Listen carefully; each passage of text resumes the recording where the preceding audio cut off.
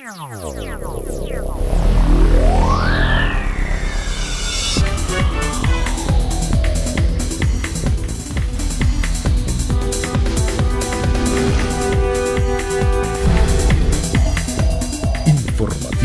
Mira TV está en ti. Amigas y amigos, sean todas y todos bienvenidos a la entrevista. Como siempre, un verdadero placer contar con su amable audiencia. Nos complace hoy trabajar en vivo para ustedes, disfrutando de la presencia de nuestro buen amigo, el doctor Luis Augusto Rodríguez Prato, quien es cirujano cardiovascular. Hoy vamos a estar tratando un tema realmente interesante, la tromboflebitis. Tuve que practicar para pronunciarlo, pero lo hice muy bien. Bienvenido, Luis, gracias por estar aquí. Muchas gracias, Desi, gracias por tu invitación. Me encanta estar aquí contigo y bueno, buenas tardes a todo el público. Lo primero que vamos a conceptualizar, ¿qué es la tromboflebitis? Muy bien.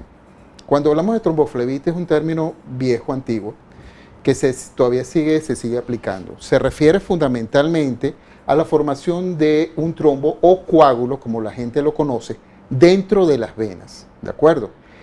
Esto produce dolor, puede producirte dolor y puede producir oclusión del vaso con su consecuente problema de drenaje. ¿Oclusión quiere decir que lo tapa? Oclusión significa obstrucción, exactamente, que lo tapa, queda un vaso tapado, ¿ok? Y se refiere a esas dos cosas, a un coágulo, y ese coágulo se manifiesta en la vena. ¿Por qué se produce esto?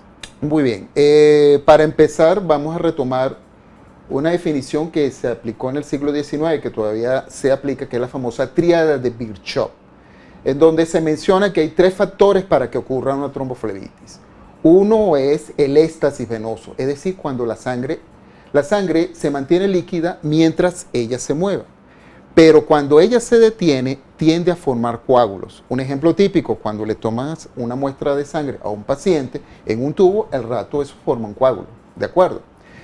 Eso es lo que se conoce como éxtasis venosos. La otra consecuencia es el daño del vaso, como ocurre en aquellos pacientes que tienen enfermedad venosa crónica, los que tienen varices tronculares, y en aquellos pacientes que han tenido una tromboflebitis previa. Donde ocurrió una tromboflebitis puede ocurrir otra. Y la otra causa que es frecuente en las tromboflebitis son en aquellos pacientes que tienen una predisposición a formar coágulos, llamados síndrome de hipercoagulabilidad, que son aquellos pacientes que se agrupan, se refieren a todos aquellos pacientes que pueden tener trastornos congénitos, ¿ok? O mejor dicho, trastornos hereditarios, sería la palabra correcta, de la sangre. La sangre tiende a formar coágulos espontáneamente, ¿ok? Aquellos pacientes que tienen, por ejemplo, síndromes antifosfolípidos, aquellos pacientes que pueden tener algún tipo de cáncer oculto. El cáncer oculto puede producir sustancias que formen coágulos. Ahora, la sangre es la que está dañada, que se coagula, o la vena, o ambas inclusive. Puede ser que esté dañada la vena, puede ser que esté el daño en la sangre, en el tubo y en el mismo vaso, en la misma vena, daño en la sangre, daño en la vena, y el otro es el éxtasis, que se detenga la sangre. Como ocurre en pacientes que están, por ejemplo, los pacientes encamados, que no se están moviendo, que están por eso acostados. Es importante el ejercicio, ¿no? Exactamente, aquellos pacientes que están mucho tiempo encamados, ¿ok? Normalmente la sangre se tiende a estancar fundamentalmente en un grupo de venas que están a nivel de la pierna, es decir, a nivel de la pantorrilla. Y esto puede predisponerte a formarse coágulos en ese punto y generar una trombosis venosa profunda. Es por eso que aquellos pacientes que son operados, a las pocas horas o al día siguiente los mandan a levantar a caminar. Y a los pacientes que tengan, por ejemplo, cualquier problema así de circulación, también no deberían estar mucho tiempo acostados. Aunque les duela, deben moverse un poco, ¿no? Para evitar. Exactamente. Otra situación es aquellos pacientes que están mucho tiempo viajando. Los viajeros, por ejemplo, en aviones, en autobuses que pasan horas viajando, 4 horas. Yo he tenido pacientes de 4 horas que han viajado 4 horas y han hecho tromboflebitis o trombosis venosa profunda. Qué susto, ¿no? Sí, pero deben tener una predisposición para ello, ¿no? O cualquiera. El éxtasis venoso, basta con tener el éxtasis venoso y eso lo puede ocurrir. Pero por eso es una enfermedad, el éxtasis venoso. No, el éxtasis venoso, te explico, para que la gente me entienda. Cuando hablamos de tromboflebitis, nosotros nos referimos a dos grandes grupos de enfermedades, ¿ok? Las que ocurren en las venas profundas, que nosotros llamamos trombosis venosa profunda, ¿ok? Que esas son las peligrosas porque el coágulo se puede desprender e ir al pulmón, lo que todo el mundo conoce. Que son como las venas principales, vamos a llamar las venas principales. Y está un grupo de venas que son las superficiales, ¿ok? Que son las que generalmente son las que se manifiestan y forman varices. Y las que se ven, que generalmente... Exactamente, esos pueden generar también tromboflebitis, ¿de acuerdo? Y esas tromboflebitis se llaman tromboflebitis superficial, para diferenciarla, o trombosis venosa superficial. Entonces, ¿qué ocurre? El drenaje venoso, acuérdense que las venas tienen una función, devolver sangre que se viene de los miembros inferiores o de los miembros superiores, o sea, de las piernas o de los brazos, viene toda esa sangre y se devuelve al corazón. Esa sangre pasan por esos tubos llamados venas, ¿ok? Ese flujo venoso no es como el otro flujo, el de la sangre que impulsa el corazón hacia la periferia a través de unos vasos llamados arterias. Porque ese flujo venoso es intermitente, depende de dos cosas fundamentalmente, de la respiración y de la motilidad. ¿Y de los latidos del corazón? No, los latidos del corazón, lo que depende de los latidos del corazón son las arterias. Y pueden poco contribuir en el desplazamiento de la evolución de la sangre.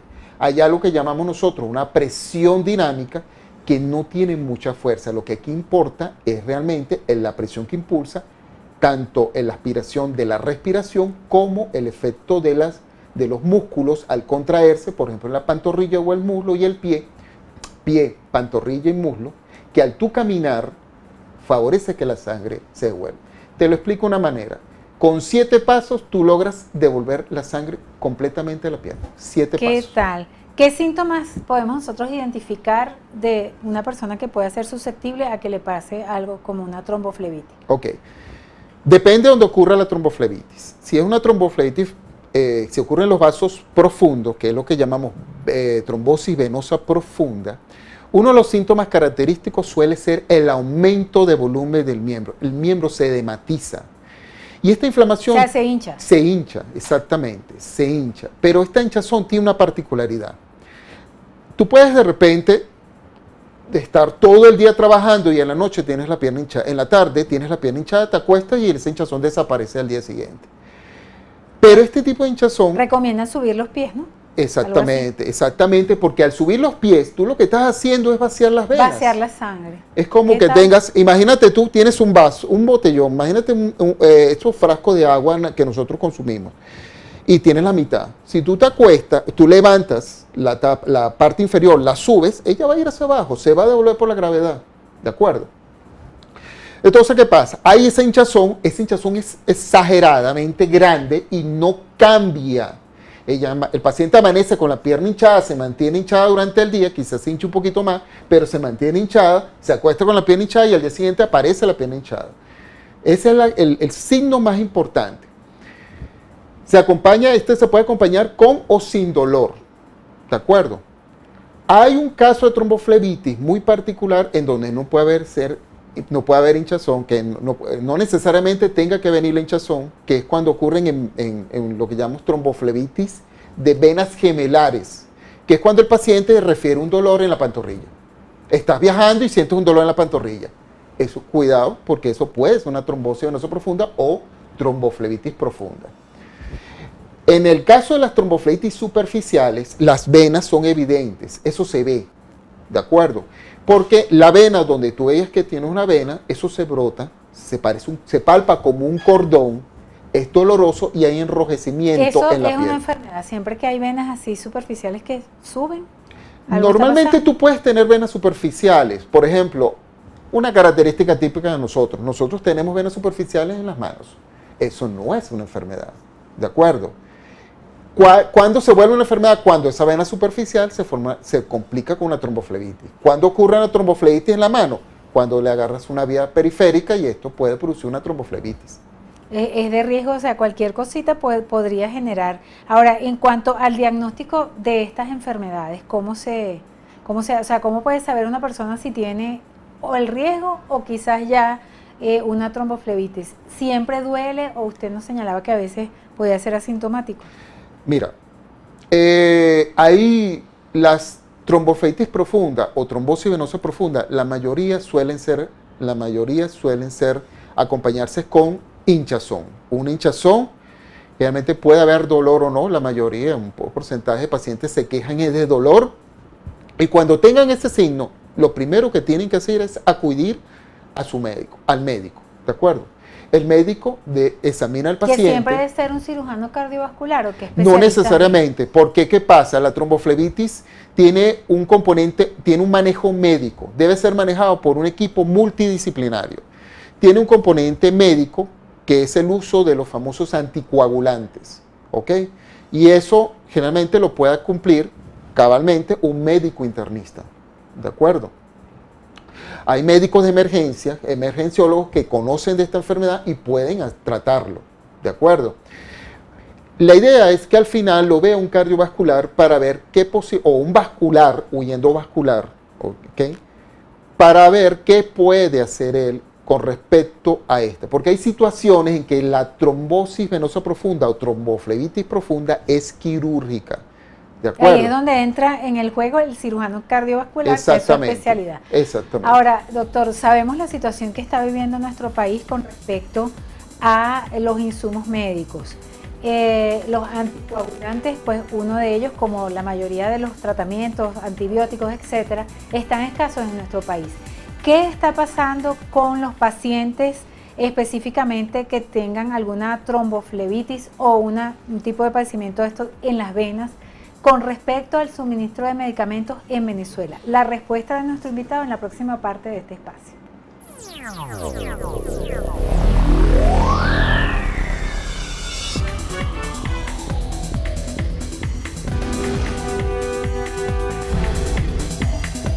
Informativo Mira TV está en ti. Continuamos, amigas y amigos, con el doctor Luis Rodríguez Prato, quien es cirujano cardiovascular, y quedamos pendientes para conversar con él con respecto al tema que estamos tratando, la posibilidad de los que tienen los pacientes que hayan sufrido de tromboflebitis con respecto a los medicamentos. Uno de ellos, inclusive los anticoagulantes, que usted señalaba que son importantes para el tratamiento. Exactamente. Mira, nosotros tenemos, ya te comenté que la tromboflebitis de inicio un tratamiento médico, ¿de acuerdo? Cuando es la tromboflebitis profunda o trombosis venosa profunda, trombosis venosa profunda, disculpo, el tratamiento de elección es la anticoagulación. ¿Por qué? Porque la anticoagulación va a evitar que el trombo se siga formando y que se pueda, o para que la gente me entienda, el coágulo se siga formando y que se desprenda y pueda ir al pulmón y puede cause la muerte.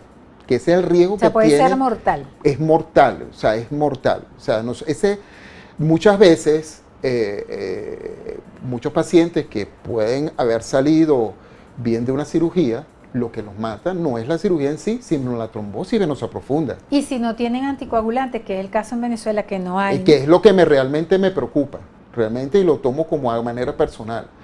¿Por qué? Porque, como ya te dije, esto es una enfermedad mortal. Y el tratamiento de elección de entrada debe ser los anticoagulantes de bajo peso molecular, ¿ok? Que son las heparinas, son un tipo de heparinas ya que se está aplicando desde hace más de 10 años que la estamos usando, en donde es fácil de utilizar y no hay ningún problema. Ese tipo de heparinas no hay en Venezuela, no se consigue. O sea que después que un médico, un especialista hace una cirugía, la persona sale bien de la cirugía, ¿tiene el riesgo mortal por no tener el medicamento? Tiene ese riesgo. El otro tipo de heparina que usábamos anteriormente, que se llama heparina no fraccionada, es una heparina que podías tener puedes tener o no, lograr o no la anticoagulación. Me explico.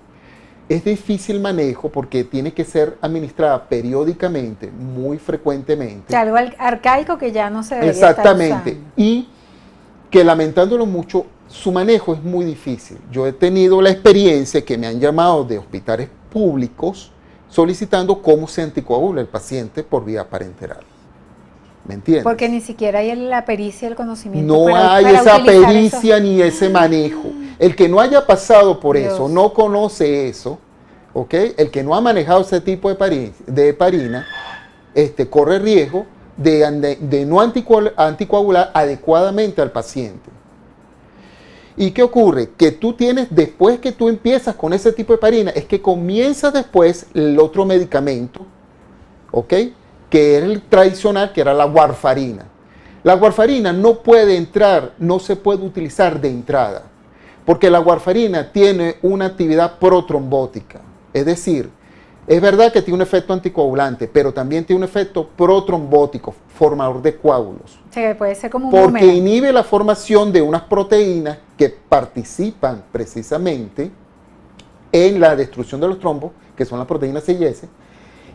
Y al tú inhibir eso, no me estás eliminando el trombo, sino me lo estás promoviendo que se siga creciendo. Dada esta circunstancia, ¿cuál es el pronóstico? El pronóstico, mira, lo que me preocupa enormemente es que gracias a las redes sociales, gracias a que he tenido muchos pacientes, muchos familiares que se han sabido mover, ¿ok? He podido contactar muchos pacientes que me han llegado con este grupo de pacientes, ¿de acuerdo?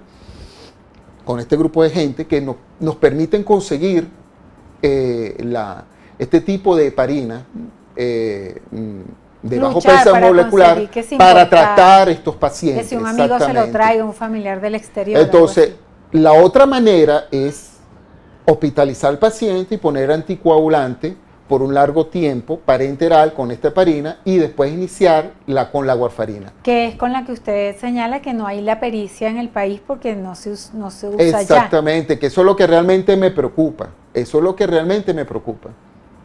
Bueno, en realidad uno se queda como que sin palabras cuando escucha este tipo de aseveraciones, cuando entiende estas realidades que se están viviendo en Venezuela, porque obviamente quien no ha pasado por una enfermedad de esta o no tiene un familiar que ha pasado por esto, no sabe, no se entera, pero ¿cuántas personas son susceptibles a vivir una tromboflebitis, por ejemplo, o algún tipo de enfermedad venosa? ¿Cuántas? ¿Quiénes son susceptibles? Bueno, mira, susceptibles somos todos. Te voy a decir, ya te comenté que eso se puede producir o que tienes un trastorno en la sangre que forma coágulos, o tienes una vena dañada como la enfermedad venosa, o por éxtasis venoso como el paciente que está sentado o acostado mucho tiempo. Yo he tenido pacientes que trabajando en una oficina, aquí mismo nosotros tenemos riesgo de una trombosis venosa profunda. Sí, media hora aquí sentado, yo media hora aquí sentado. A mover las piernas por exactamente, lo ideal es moverse, lo ideal es caminar. Dios y ese mío. es mi consejo para aquellos pacientes que, por ejemplo, tienen trabajos de oficina. Yo he tenido pacientes que se levantarse. Yo he tenido pacientes que han trabajado en servicios públicos, ¿ok? En donde han tenido riesgo de trombosis venosa profunda. Sí los hemos tenido. Entonces, aquellos pacientes que son operados, la pronta recuperación y que la ambulación. ¿Herencia también es factible para...? Sí, porque acuérdate que la herencia es en aquel grupo de pacientes que tienen esa predisposición hereditaria de tener alteración de formar coágulos de manera espontánea, sin tener ni éxtasis ni problemas de tipo venoso. Después que una persona sufre de tromboflebitis, ¿cuáles son las posibilidades de vida, de calidad de vida, etcétera? Bueno, afortunadamente, mira, la idea es evitar que el paciente se complique y llegue a la etapa final, o sea, a la etapa que no queremos. Para evitar eso, se pone el tratamiento anticoagulante y lo recomendable es el uso de medias. No son las medias que todo el mundo conoce, ¿ok? Porque esas medias blancas que todo el mundo compra, esas son medias para evitar esas trombosis. Una vez que ya está. Ellas se colocan en pacientes encamados, no son de uso para pacientes como tú o como yo que estamos parados. Es un tipo de media especial, ¿de acuerdo? Entonces, con tratamiento anticoagulante y el uso de media y ejercicio, tú puedes tener un estilo de vida normal. Claro, tu sistema venoso quedó dañado, pero eso no significa que no puedas hacer tu vida completamente normal. ¿Qué operar? Los tipos de intervención. Los tipos de intervención están indicados para ciertos casos.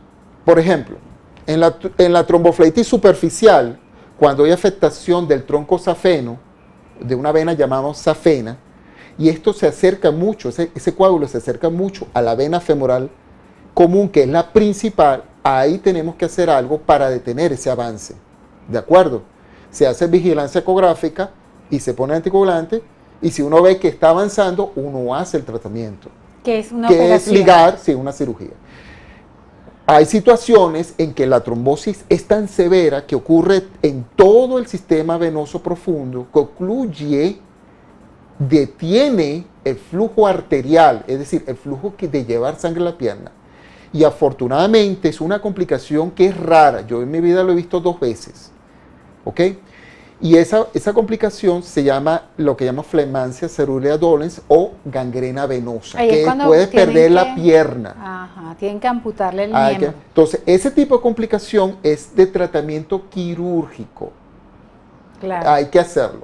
Y ahí usamos, lo ideal es usar un tipo de dispositivo de Fogarty, que lo llamamos Fogarty, que me extrae el coágulo. Pero hay un tipo de Fogarty que nosotros conseguimos, mayormente en Venezuela, son de tipo arterial, no son venosos. Los Fogarty venosos son más costosos y eso no lo hay tampoco en Venezuela. ¿Ok? La otra situación es el paciente que de repente está de reciente diagnóstico, es un paciente que uno... Que se puede mejorar con que tratamiento. hay otra posibilidad que tú puedes disolver ese coágulo, sí lo hay. Pero ¿qué pasa? Y salvas la vena y salvas Salvas todo. la vena, tienes un 80% de éxito, la pierna se puede salvar, ¿ok? Se destruye ¿Se el hace eso en coágulo, el Venezuela? paciente se recupera. Sí, lo hemos hecho en Venezuela. Pero ¿qué ocurre? La droga que destruye el coágulo no es una heparina, es un trombolítico. Que tampoco lo hay aquí. O cuesta conseguirlo. Cuesta conseguirlo. El ideal es uno que llamamos TPA, ¿ok? Pero ¿qué ocurre? No hay en Venezuela y tenemos el que usábamos antes, que era la famosa streptoquinasa. Y hay otra manera, por ejemplo, cortando las venas, para decirlo de alguna manera, o que cercenen la vena. No puede No. ser, no. O sea, la idea es, acuérdate que la vena está Cuando ahí por operan algo. las venas, ¿qué hacen con las venas? Que le quitan las venas. ¿Qué Si tú pasa quitas ahí? una vena enferma, tú quitas esa vena enferma que te puede producir una tromboflebitis. ¿Y para dónde se va la sangre si no tiene la vena por dónde circular? Es muy buena pregunta. Mira, eso era lo que se proponía anteriormente, desde hace más de 100 años, se proponía sacar las venas. Bueno, desde hace mucho tiempo se ha propuesto ese tratamiento, extraer las venas, ¿de acuerdo? Sin embargo, desde el año 88, finales de los 80, 89, si mi memoria no me traiciona, perdón, surgió una nueva propuesta que es una llamada cirugía hemodinámica, que trata de salvar fundamentalmente la vena principal. Tú puedes, yo creo que lo conversamos, tú puedes eliminarme la entrada, por ejemplo, de Llano Alto. ¿Por qué? Porque tú puedes entrar por San Antonio o puedes entrar por el Carrizal. Hay otras Pero opciones. lo ideal es que no me elimines la Panamericana. Pero ahí sí se colapsa todo. Ahí sí ocurre el colapso. Entonces es ese tipo de cirugía que ya tengo tiempo haciéndolo, que afortunadamente lo aprendí en Argentina, que trata de preservar esa vena, tratar de mantener el sistema venoso lo más íntegro posible. Es verdad, hay que eliminar lo que está dañado, eliminar lo que no funciona, pero tienes que tratar de mantener algo, porque si tú no metes ese drenaje venoso, la pierna puede inflamarse, la pierna puede recidivar en nuevas varices. ¿Me explico? Entonces lo ideal es tratar de buscar la manera estratégica o llamada cirugía hemodinámica, de tratar de preservar la vena principal, la carretera Caracas-Los Teques, la Panamericana, y eliminar aquellas que son las que están produciendo las varices. Doctor, ya para finalizar, bueno, una recomendación para los pacientes en este tipo de casos. Mira, lo ideal sobre todo es estar atento de todos los síntomas. Ya toda la gente sabe si tiene algún dolor en algún miembro y se acompaña de inflamación, acudir al médico. Eso es lo más importante. ¿De acuerdo? Lo segundo, prevención. La prevención. Recuérdense que lo más importante es mover el miembro, deambular. Yo a veces les digo a mis pacientes cuando están haciendo cola, que están haciendo cola ahorita, que todo el mundo hace cola, que se levanten en puntitas, ¿okay?, de los pies, y que después levanten la punta de los pies y apoyándose sobre los talones. Hagan ese tipo de baile. Eso es interesante porque eso te favorece el retorno venoso y ayuda mucho al paciente. Y sobre aquellas personas que tienen trabajos de estar sentados mucho tiempo, lo ideal es que ellos se traten de levantar o muevan los pies. Aquellos viajeros, bien sea en autobús, bien sea que yo me voy para San Cristóbal a visitar a mi abuela o a visitar a una tía, hay que mover las piernas o usar medias apropiadas. Bueno, ya sabemos, tenemos que estar en constante movimiento y así está Venezuela, en constante movimiento, en nombre de Dios. Gracias. Doctor, muchísimas gracias. Gracias, te agradezco por mucho. esta interesante conversación. Gracias. Y a Buenas ustedes, tardes. nuestros queridísimos y distinguidos televidentes, gracias por permitirnos una vez más entrar a sus hogares a través de la pantalla de Mira TV. A nombre de nuestras productoras Andrea León y Lourdes Navas, quien tuvo el inmenso placer de conversar con ustedes, Daisy Oropesa, nos despedimos, deseándoles una excelente tarde. Gracias. Gracias, mi doctor.